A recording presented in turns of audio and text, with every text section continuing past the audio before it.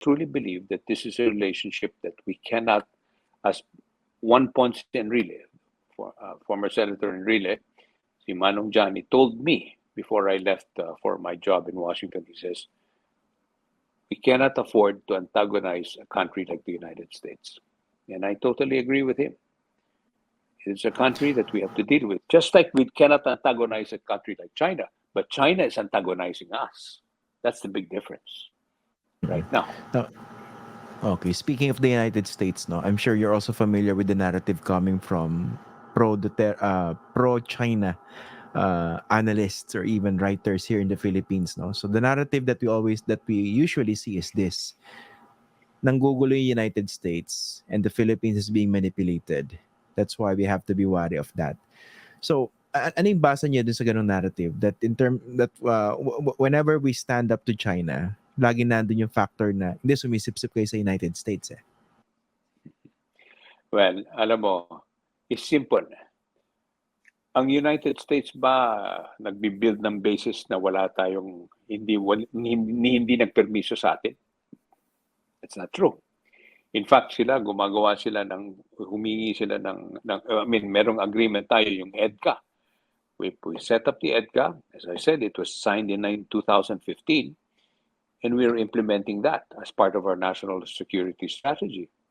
Ang China, anong ginagawa? They're building in our shore, yung Scarborough Shoal. Umalis tayo doon, ngayon, it's a military base now.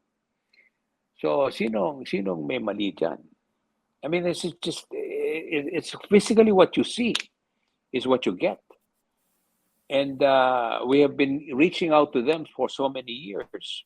Ang hinihingi lang natin, allow our fishermen to be able to fish in their own grounds, which they've been doing for centuries. Ngayon, takot yung mga fishermen natin. Hindi sila makalapit doon. Lagi silang ginugulo. Tinatakot sila. So, for those people who are saying these things, I don't know what their motivation is, but clearly it is misplaced, to say the least.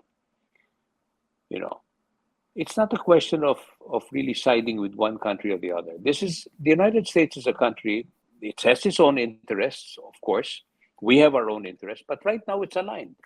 We want to push back China. Just respect our territorial waters, wala tayong problema. But we have other countries that are joining us now. Vietnam is one that is also claiming, is a claimant in the territorial dispute, but they're joining forces with us. Indonesia is one of them also. And of course, the other countries that are supporting us are the big countries like Australia, Japan, and South Korea, and of course the United States, and other European countries as well. So, sinong mali at sinong tama? That's the big thing. Okay. I don't think there's any argument there. Okay. How about the idea na, of course, you mentioned the 4 additional EDCA bases that were approved by President Marcos. Ang narrative din ng ibang bumabasa dyan is that these bases, now this return to our closeness to the United States under the Marcos Jr. administration is actually courting trouble for the Philippines vis-a-vis China. And then, of course, they put in the equation yung Taiwan issue. Is that a valid concern, really? Let me tell you that the concern should be, if anything happens in our part of the world, maski na sabihin natin hindi kami kasali dyan, kasali tayo dyan. Why? Simply because of where we're located. Geographically, we're in the neighborhood. If anything happens, and I hope to God it never does, even if it is remote supposedly, apektado tayo dyan. Kung yung gera sa Ukraine, apektado tayo sa presyo ng langis, sa presyo ng pagkain at lahat yan. The world is a global village. And anything that happens around the world, there is an effect somewhere along the line. But most especially in this part of the world. This is the argument that we give to the ASEAN countries as well. We have 10 countries that are members of this. Not all are claimants. Not all are having the same problem with China. But if anything happens, we are all included. And the worst part here, Christian, is this. This is where the real danger is. Any conflict that arises between these two great powers that have nuclear power, it's the end of the world. There is nothing to speak of anymore. This is how serious this whole problem is. Some people think that, wala, gulo lang yan and everything like that. Hindi. This is much, much more bigger than anyone can think of. I know where I'm sitting from right now. We're in Washington, D.C. This is very, very serious what we're facing right now. And if we do not push back, we might wake up one day, wala na tayong bayan. Okay. Wait, That's just to how serious clarify, this no? thing is.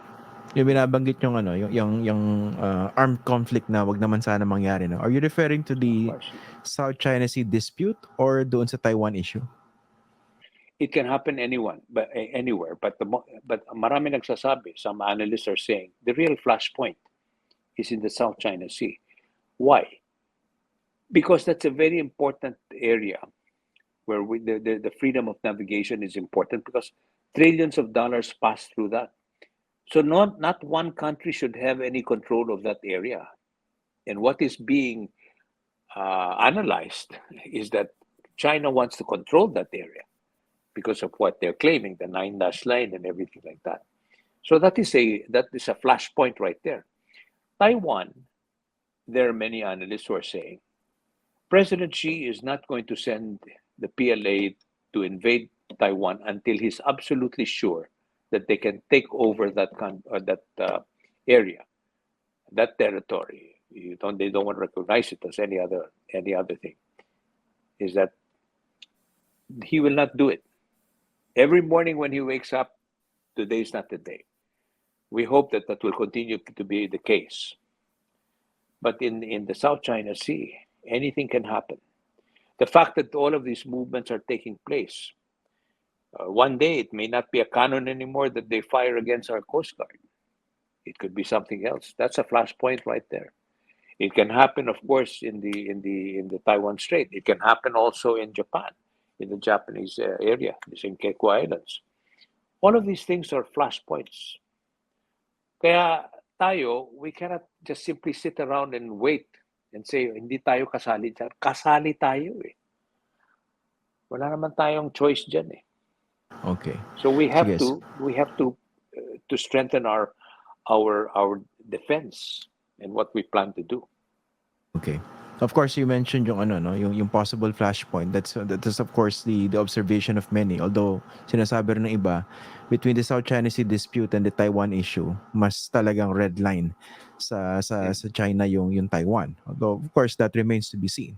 Pero dito po ano, pinag-uusapan natin dito yung for instance yung alliance ng Pilipinas sa United States. I think you would also agree with me, no? I've been observing the pronouncements coming from Washington since the time of President Obama. Parang nagiging mas defined siya over the years when it comes to the applicability of the Mutual Defense Treaty. Tama po ba?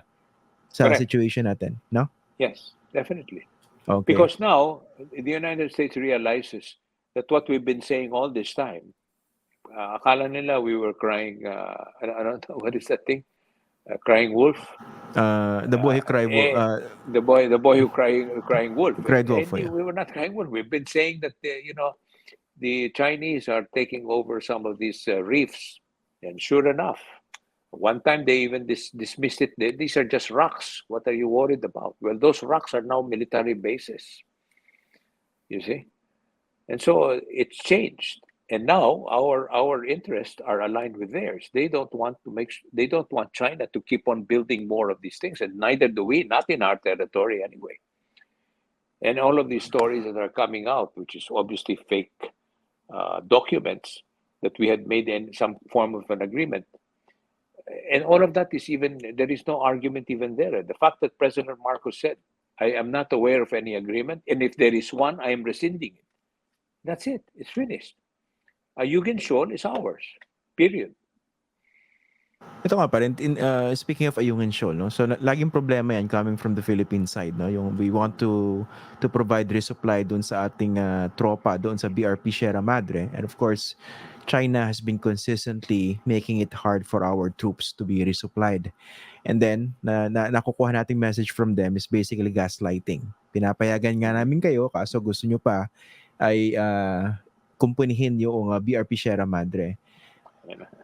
What would be a very good and effective approach here. Kasi sinasabi ng iba, talagang kulang yung ating wherewithal when it comes to dealing with China. Hindi pa natin pinag-uusapan yung gray zone operations nila, yung maritime militia.